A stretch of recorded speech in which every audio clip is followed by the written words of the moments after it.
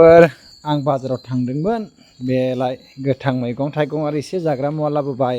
दा जोंहा नन्दिताया मा खालामदों नायनि जोंहा नन्दिताया मैगं थाइगं लाबोदों नों मा खालामदों आबा आं फरायदों